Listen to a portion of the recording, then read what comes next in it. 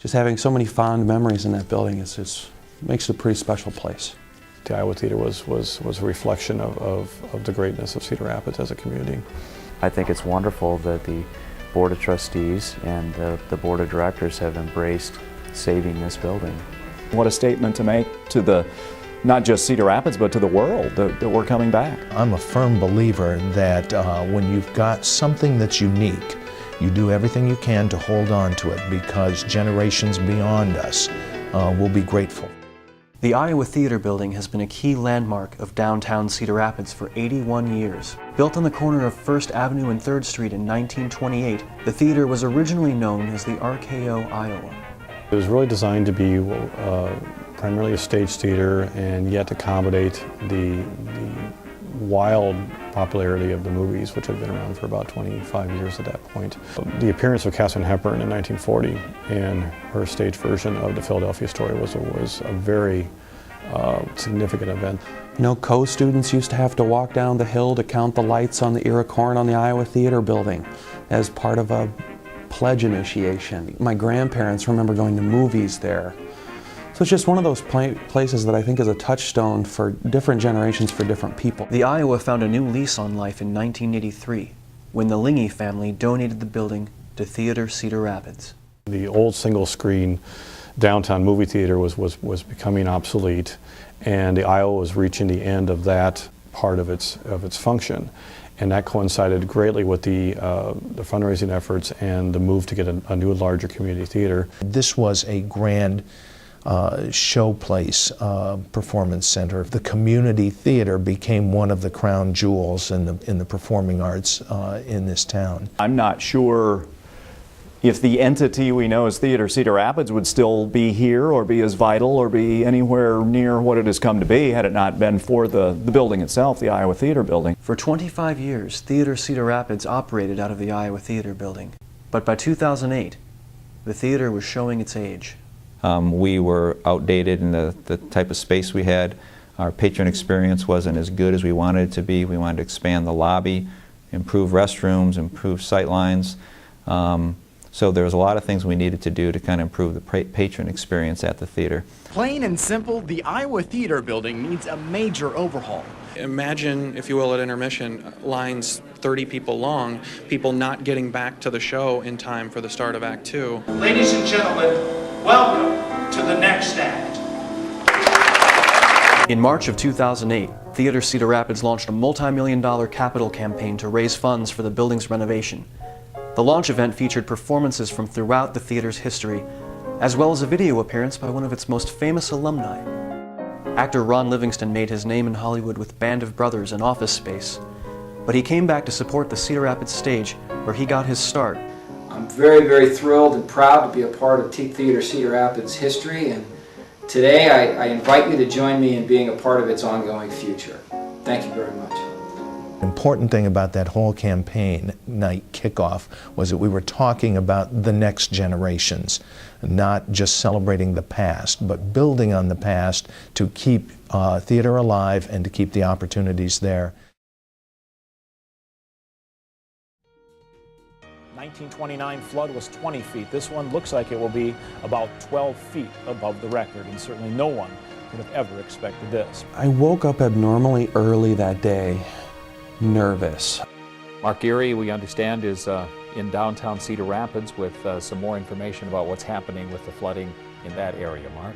We're here in front of the Iowa Theater Building. You can see they've stacked up some sandbags there now because there is a real threat now that this building could start to have a lot of water pouring into it at any moment. You could hear water both down the street and in the basement. I mean, you just don't know what this water's going to do. You don't know how far in it's going to come, and so the more help we have, the more sandbags we have, the better. Well, first I was just praying to God it didn't hit the building. I really couldn't believe it got that far. When it did, the most amazing thing was the immediate response of our volunteers. I can't put enough sandbags in front of this thing, but you know, we're sure going to try. Theaters are very personal places, and it's places that the community shares.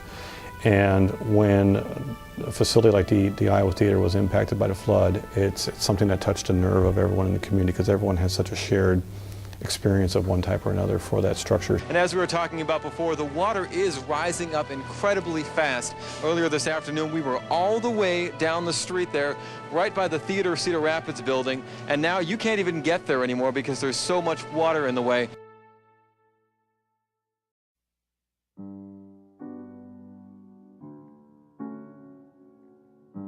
It was really heartbreaking, just the initial impact of seeing all the damage it had done, and the idea that it wasn't ever going to be the same was hard to take.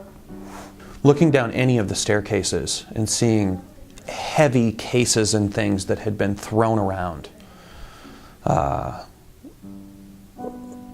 it was very surreal. What it brought out was really what this theater means to so many people in town. That building can be functional and more than functional. It can be a real landmark in the downtown area again. And the idea of disregarding that building and all of its history to build something new doesn't make any sense to me. There's only one Iowa Theater building on Earth. There's only one Paramount Theater. Those are unique, they're interesting, they're special about Cedar Rapids, and they're certainly part of our whole soul and heritage.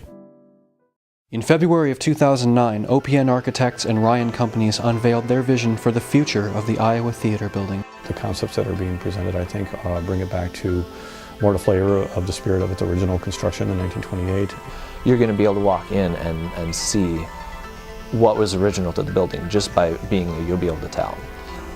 But then by having these modern elements in it, we're able to incorporate some better technology, we're able to incorporate some better comfort into the lobby and the lounge.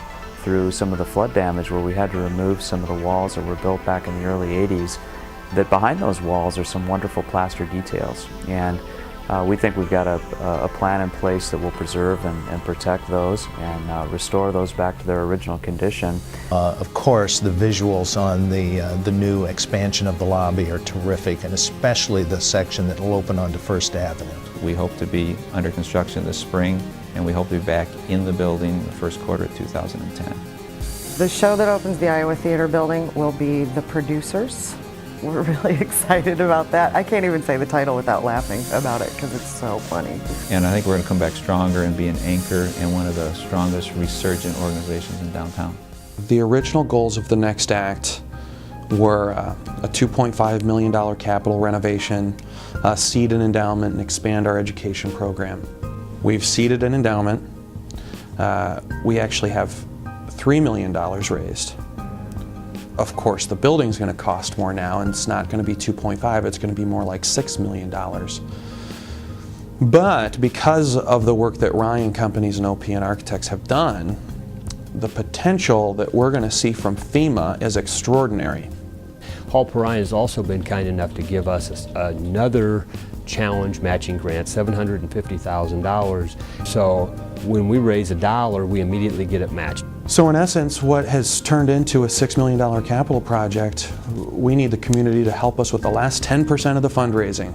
In essence, 90% has been done and is already in the works. If we can get the public committed to that one-to-one $750,000 match from Hall Perrine, then we know we'll be able to accomplish all the things we want to do with the building. Economically, it makes sense to get our 30,000 patrons back downtown for all of those other businesses and restaurants that are trying to get back on their feet. You know, investing in this theater is really an investment in the next 75 years of Cedar Rapids. Hello, I'm Michael Emerson, and I play the character Ben on Lost. I was actually born at Mount Mercy Hospital.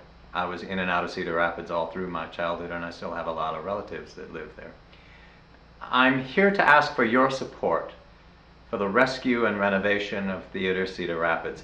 I'm here to ask for your support for the fine art of theater in your community. I should confess that I'm prejudiced. I'm a theater man. I've been doing plays since I was a kid. I learned how to act on school stages and in community theaters. There's a straight line in my career from community theater to the Broadway stage and beyond that to TV and films. Now, I think TV and films are a fine thing, but I don't love them the way I love the theater. So help keep that alive in your community. Please do what you can for Theatre Cedar Rapids. Thank you.